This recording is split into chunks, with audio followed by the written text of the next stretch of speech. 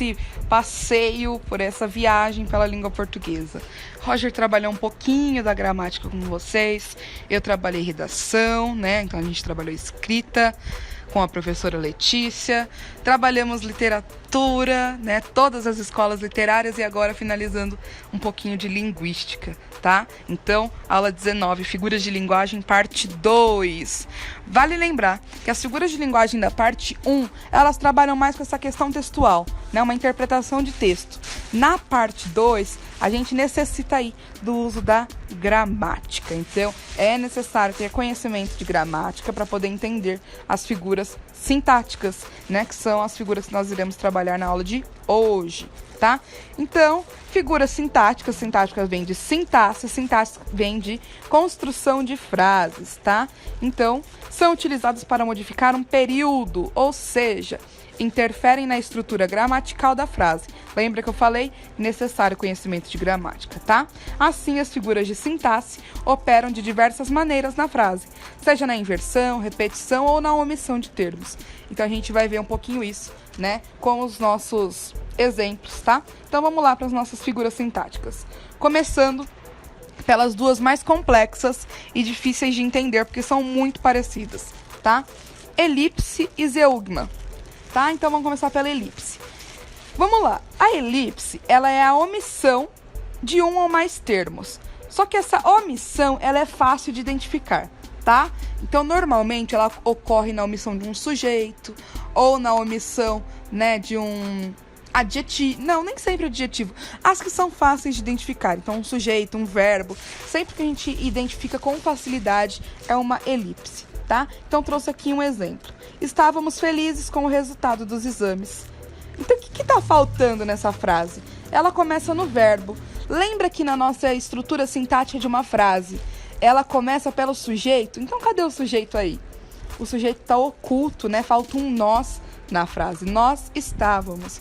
Então, né, mudou a estrutura sintática da frase e aí eu tenho uma elipse omitindo um sujeito. Beleza?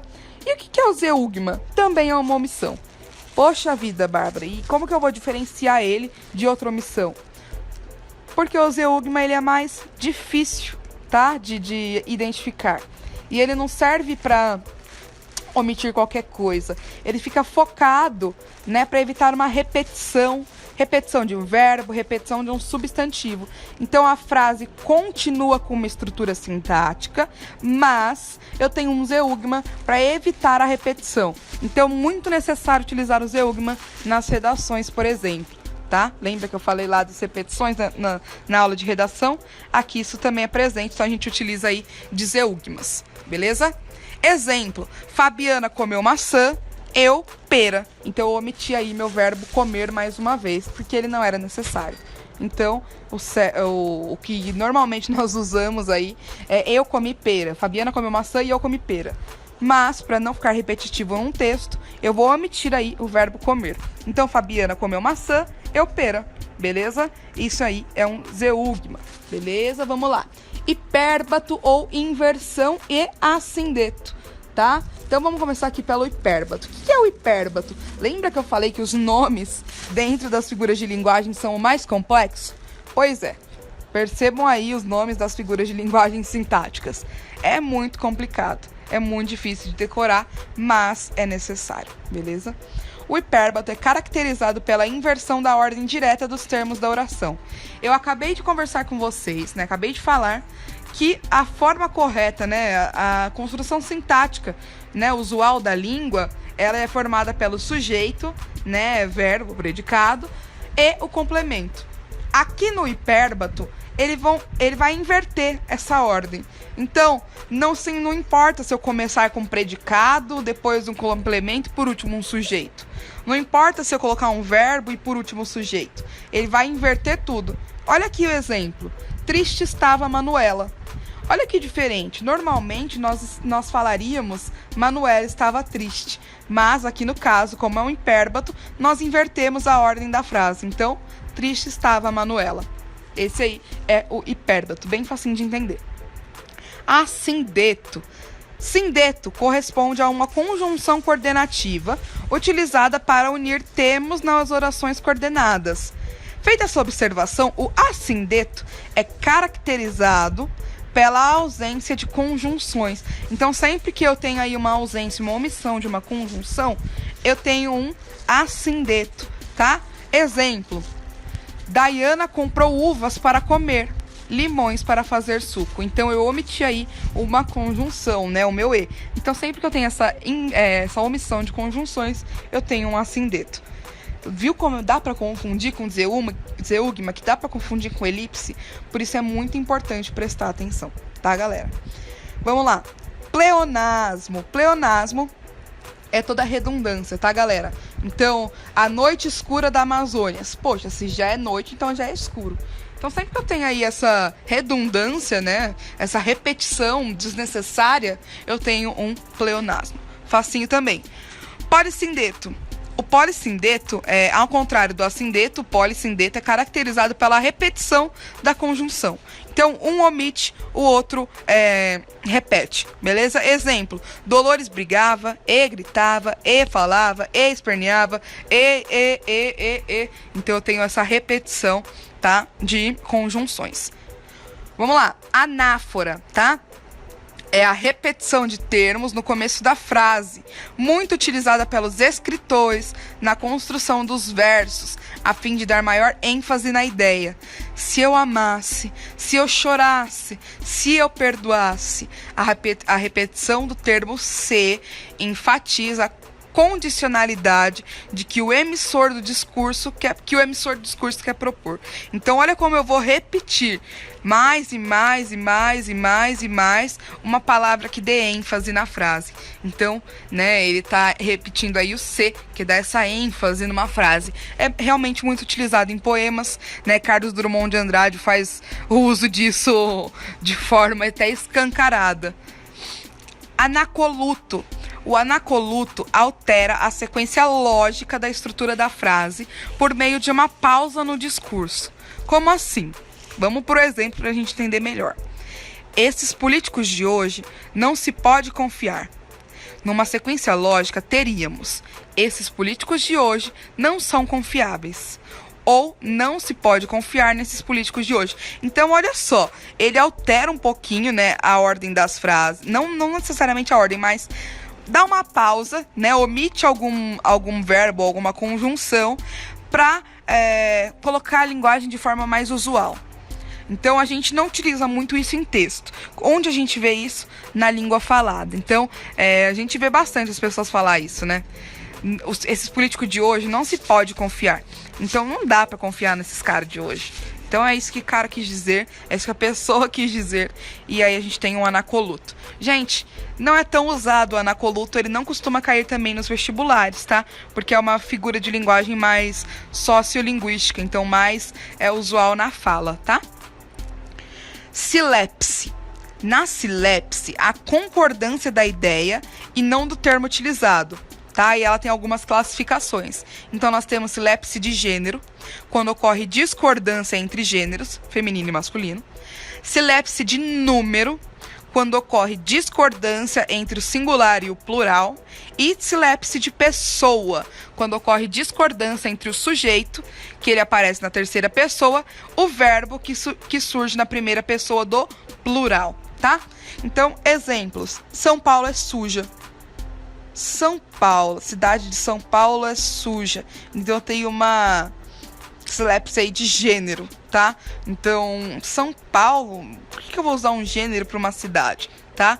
Então, aí, uma silepse de gênero. Um bando de mulheres gritavam assustadas. Então, um bando é um singular, de mulheres plural, gritavam assustadas, tá? Então, aí é uma silepse de números. Todos os atletas estamos preparados para o jogo. Olha só que feira linguística aqui. Então, todos os atletas, terceira pessoa, certo. Estamos, a gente tá aí numa primeira pessoa do plural, tá? Nós estamos preparados para o jogo. Então, uma silepse de pessoa. Não tem, né, essa concordância entre verbo e tempo de frase, tá? Então, olha que importante saber da gramática aqui nesse caso. Se nós não soubermos aí oh, meu Deus. Se nós não soubermos os verbos, se nós não soubermos conjugar os verbos, nós não iríamos identificar aí essa figura de linguagem, né? A sílabse. Também é uma figura de linguagem que não costuma cair nos vestibulares, mas ela não está em desuso, ela não está só na fala, então pode ser que caia, beleza? Últimas figuras de linguagem, né, para mim as mais legais são as figuras sonoras. Figuras de som ou de harmonia correspondem a uma categoria das figuras de linguagem associadas à sonoridade. Elas valorizam a expressividade do texto por meio da sonoridade, ou seja, da repetição de sons, tá? Então, sempre que eu tenho som, eu tenho aí figuras sonoras, beleza? Assonância. O que é a assonância? A assonância corresponde ao acordo de sons, sendo uma figura de linguagem que ocorre por meio da repetição de vogais. Exemplo: vou-me embora agora para casa da Aurora. Agora, Aurora, vou-me embora agora, Aurora, vou-me embora agora, Aurora. Olha como eu tô repetindo o O e o A. Agora, Aurora, agora, Aurora, agora, Aurora. Olha só, o O e o A, ele tá muito presente. Isso ocorre muito nos poemas, nas poesias, para dar musicalidade nos textos. Então, normalmente, a gente usa bastante a assonância ou a aliteração para dar musicalidade nos textos, tá? É muito utilizado aí no gênero dramático, beleza? No gênero dramático, também no lírico, que são as poesias. Agora estudo iaras, ontem estudei urubus.